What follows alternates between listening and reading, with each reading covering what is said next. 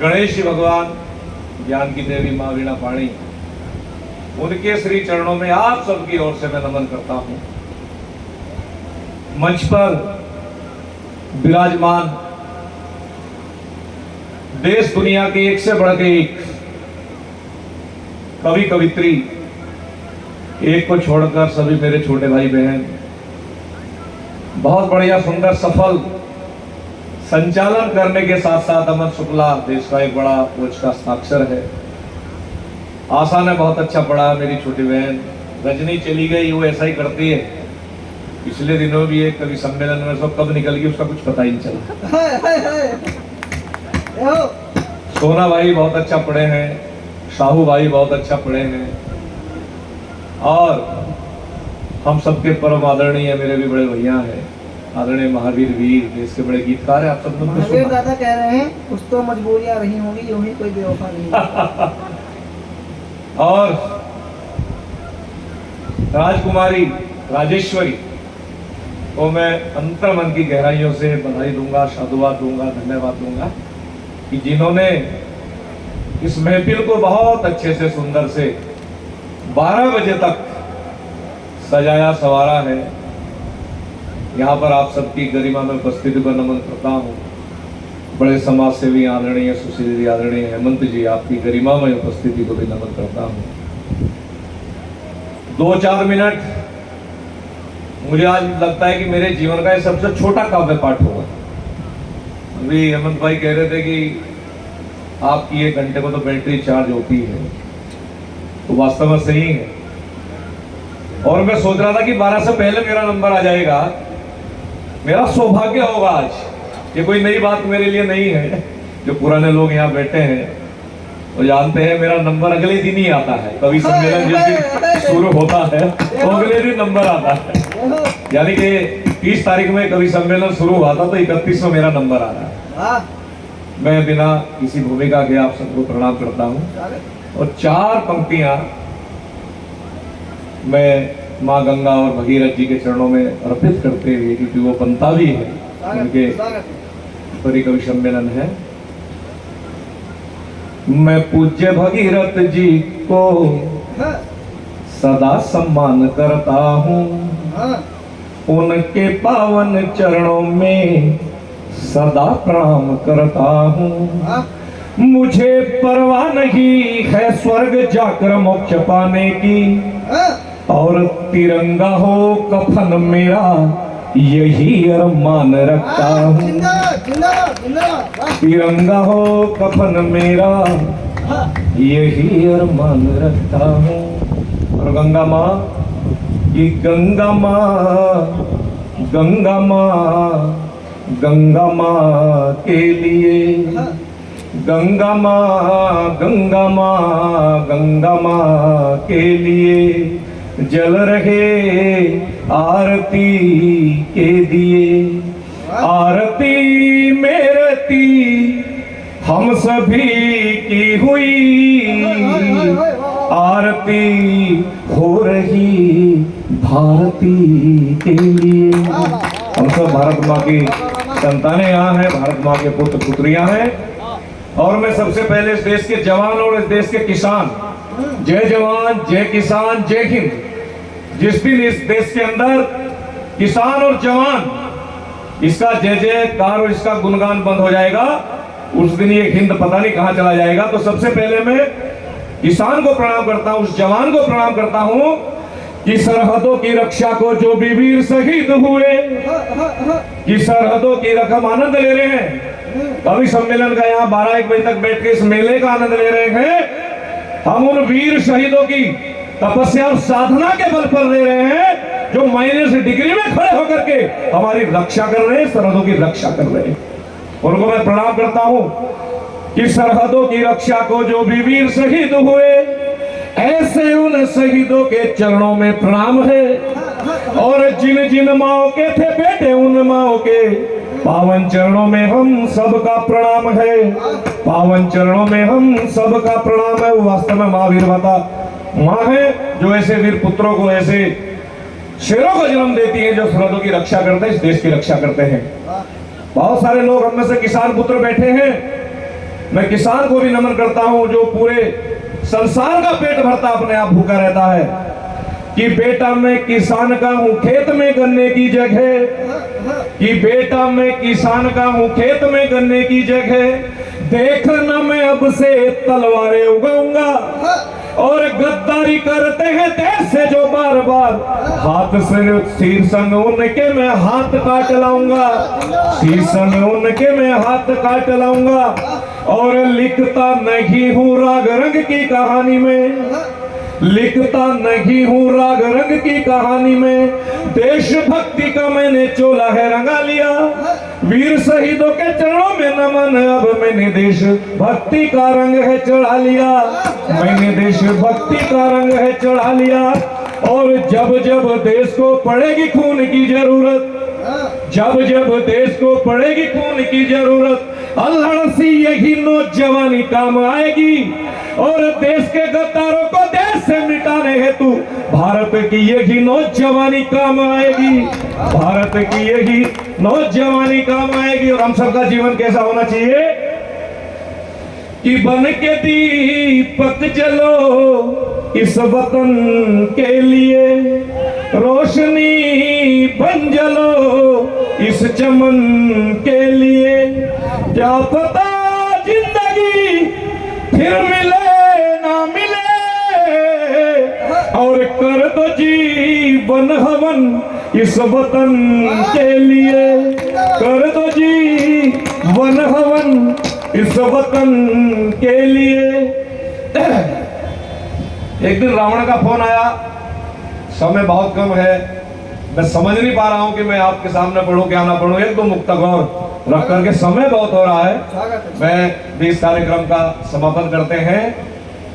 रावण ने जब माता सीता का अपहरण किया था तो सीता माता को वो छू तक नहीं पाया, तो रावण अपनी पीड़ा व्यक्त करता है, मैंने कुछ मुक्तक लिखे हैं, आपके मन तक पहुंचे और वास्तव में लगे कि वास्तव में सत्यता है, तो आपका आशीर्वाद चाहता हूं कि कह रहा चीख कर रावण न जुल्म मुझ पे ढाओ तुम, कह रहा चीख कर रावण न जुल्म मुझ पे ढाओ तुम, करो मुझ पर रहम ना हर बरस मुझको जलाओ तुम, कहां से राम इतने लाओगे सोचो जरा समझो, यहाँ घर घर में रावण है जरा इनको जलाओ तुम। रावण कहता है घर घर के जो रावण है इनको जलाओ। सुदामा की और कृष्ण भगवान की दोस्ती 3 दिन पहले मैंने पढ़ा कि 13 रुपए के चक्कर में, आपने भी पढ़ा होगा, हरिद्वार की घटना है कि 13 रुपए के चक्कर में एक दोस्त ने एक दोस्त की हत्या कर दी, मर्डर कर दिया।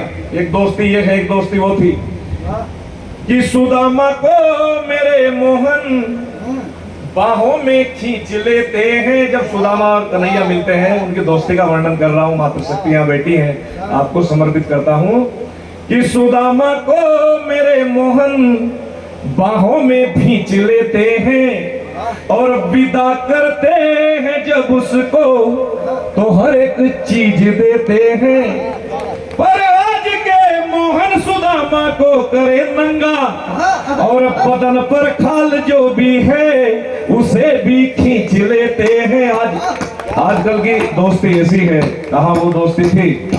और केवल 4 पंक्तियां इस समापन के तौर पे मैं पढ़ता हूं।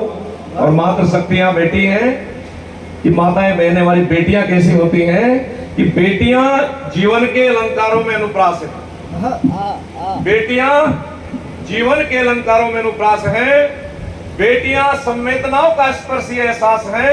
और रोटियां कम देखकर बेटी हंसते हुए बोली, पापा आप खा लीजिए, मेरा तो उपवास है। बेटी कह सकती है कि पापा आप खा लीजिए, मेरा तो उपवास है। आदमी थोड़ा खींच रहा है तुझा, कोई बात नहीं, अच्छा भाई तुम्हारा। आजादी, अमन भाई ने बात की थी आजादी कैसे मिली है, वो मैं पढ़ता हूं कि आजादी कैसे मिली है। कि नहीं मिली आजादी हमको, कि नहीं मिली आजादी हमको भांति भांति के नारों से, और नहीं मिली आजादी हमको भाषण की भरमारों से, और नहीं मिली आजादी हमको नेताओं के जयकारों से, और नहीं मिली आजादी हमको चरखा तकली के तारों से। अगर चरखा तकली के तारों से आजादी मिलती, इतने लोगों का जो शहीदों का बलिदान हुआ है वो ना होना पड़ता, आजादी मिली कैसे है कि महंगे मोल चुकाए हमने, महंगे मोल चुकाए हमने, 100 प्राण गंवाए थे। बहनों ने भाई भेंट किए, माओ ने लाल चढ़ाए थे। बहनों ने भाई भेंट किए, माओ ने लाल चढ़ाए थे। और आजादी की बलिवेदी पर क्या क्या मारा ये खोल न पूछो, आजादी का मोल न पूछो, आजादी का मोल न पूछो। और सन सनन सनन सन सनन सनन सन सनन सनन सन सनन सनन, उस ओर कड़कती गोली थी, सीने पर उसको झेल रही वह वीर बांकुरी टोली थी। वो डरेरी सीने पर उसको झेल रही वह वीर बांकुरी टोली थी। और शत्रु की प्यासी तलवारें सौणिक को जब कुलाती थी, पहली तो गर्दन कटी नहीं, तुझी आगे आ जाती थी। हम डरे नहीं, गर्दनों के हमने ढेर लगा दिए इस देश की आजादी के लिए। कविता 1 सवा घंटे की है, फिर कभी मिलेंगे। और केवल 4 पंक्तियां मैं राजेश्वरी बहन के लिए उनके सम्मान में पढ़ करके स्थान लेता हूं कि समंदर में डूब करके ये मोतियों को ढूंढती है। ये इन्होंने जो मोती ढूंढे हैं वास्तव में, ये वास्तव में डायमंड है, सारे कवि एक से बढ़ के एक है। कि समंदर में डूब करके ये मोतियों को ढूंढती है, प्यास इतनी है कि नदियों को ढूंढती है, प्यास इतनी है कि नदियों को ढूंढती है। कुछ लोग अब आए हैं, वास्तव में कवि सम्मेलन मुझे लगता है कि अभी शुरू हुआ है। एक बार मैं सभी कवियों से निवेदन करूंगा कि भाई श्रोता के लिए एक बार ताली हो जाओ वास्तव में, क्योंकि कुछ अभी आ रहे हैं, मुझे लग रहा है कि आवाज सुनकर आ रहे होंगे, घर तक आवाज पहुंच गई होगी। मैं आपको प्रणाम करता हूं भैया, पर हमारा सोने का समय हो रहा है थोड़ी देर बाद, हमें फिर श्रीनगर निकलना है कल। कि समंदर में डूब करके मैं मोतियों को ढूंढती है, यहाँ तो लोग गिनाते हैं खूबियां अपनी, पर ये केवल अपनी कमियों को ढूंढती है। इतनी अच्छी लड़की, इसके लिए ताली बजा दो एक बार। बहुत बढ़िया, धन्यवाद, आप सबने सुना। और मेरा नंबर अमन भाई समापन के लिए आपने चुना, आपका बहुत बहुत धन्यवाद। आप सबको बहुत बहुत शुभकामनाएं। फिर मिलेंगे कभी, जी भर कर फिर सुनेंगे।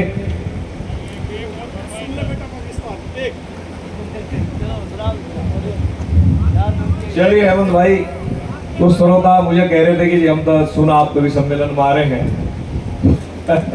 पर चलिए, मैं वो तो ऐसे राजस्थान में उस दिन ये कवि सम्मेलन में कविता पढ़ के आया, उसी दिन वहां सर्जिकल स्ट्राइक हमारे देश के जांबाज सैनिकों ने की और वो खत्म हो गया सारा काम। मैंने हेमंत भाई कविता पढ़नी बंद कर दी थी, फिर भी मैं सुना देता हूँ 4 लाइन। कि सुन ले बेटा पाकिस्तान, तेरा बाप है हिंदुस्तान।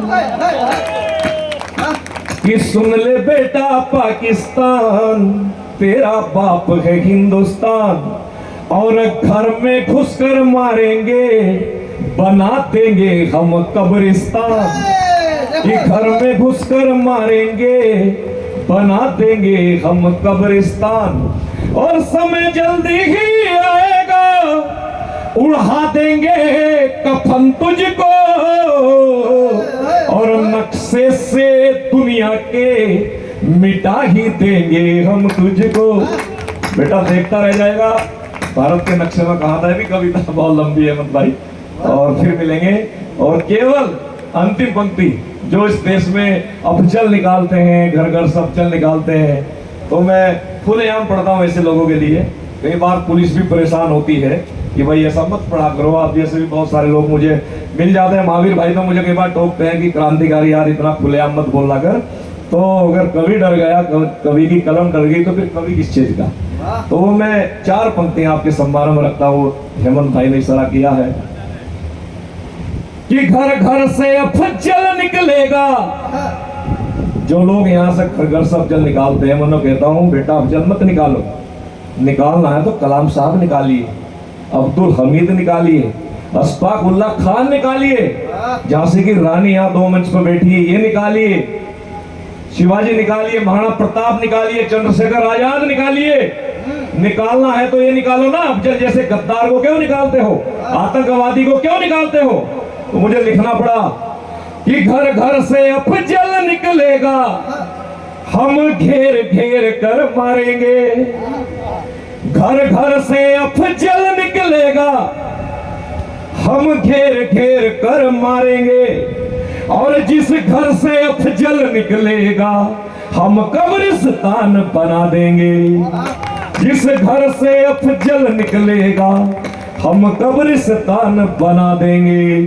फिर युगों युगों से राम धरा पर, फिर युगों युगों से हिंद धरा पर अफजल जैसा गद्दार न होगा। देशभक्त हर दिन होंगे पर शैतान नहीं होगा। ऐसे शैतानों की, गद्दारों की